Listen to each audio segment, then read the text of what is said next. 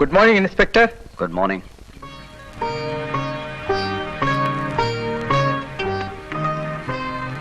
ನೀವು ಗೋಪಿ ಅಂತ ನನ್ನ ಹೆಸರು.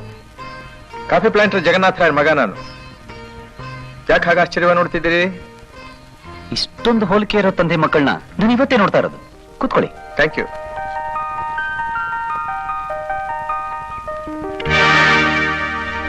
ಯಾಕೆ ಹಾಗೆ ನೋಡ್ತಿದ್ದೀರಾ?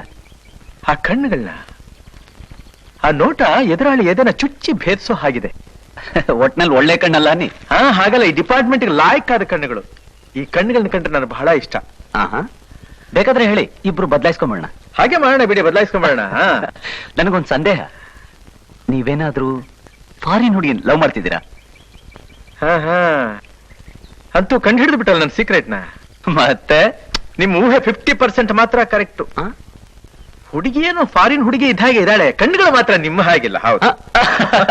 ಅಂತೂ ನನ್ನ ಊಹೆ 50% ಕರೆಕ್ಟ್. Correct correct. ನೋಡಿ, ಬಂದ ವಿಷಯನೇ ಮರೆತು ಬಿಟ್ಟೆ.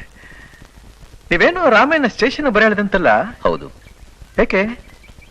ಮಿಸ್ಟರ್ ಗೋಪಿ, ನಿಮ್ ತಾಯಿ ಸಾವಿನ ಬಗ್ಗೆ ಅದು ಆಕ್ಸಿಡೆಂಟ್ ಇರಲಾರ್ದು ಅಂತ ನಮ್ಗೆ ಅನುಮಾನ ಬಂದಿದೆ. ಮತ್ತೆ ಕೊಲೆ ಇರ್ಬೋದು ಅಂತ ನಮ್ಮ ಊಹೆ. ನಿಮ್ಗಾಗ್ತಾ ಇರೋರು ಯಾರಾದ್ರೂ ಇದಾರೇನೋ ವಿಚಾರಿಸೋಣ ಅಂತ ರಾಮಾಯಣ ಬರ ಹೇಳ್ದೆ. ನಿಮ್ಮ ಊಹೆ ತಪ್ಪು. ನಮ್ಮ ತಂದೆ ತಾಯಿಗಳ ಶತ್ರುಗಳು ಯಾರೂ ಇಲ್ಲ. ನೀವು ರಾಮನ್ ವಿಚಾರಿಸಿದ್ರ ಏನ್ ಹೇಳ್ದ ಅವನು?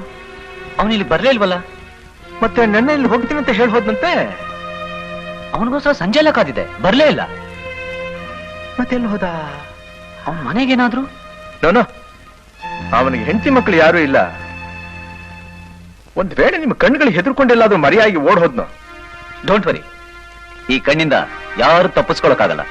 ಪಾತಾಳದಲ್ಲೇ ಬಚ್ಚಿಕೊಂಡಿದ್ರು ನೆಲ ಬಗೆದು ಪತ್ತೆ ಹಚ್ಬಿಡ್ತೀನಿ. ಅಂಥ ಕಣ್ಣುಗಳೇ ಅವು. ನನ್ ಬರ್ಲಾ? So nice to meet you. Pleasure is main.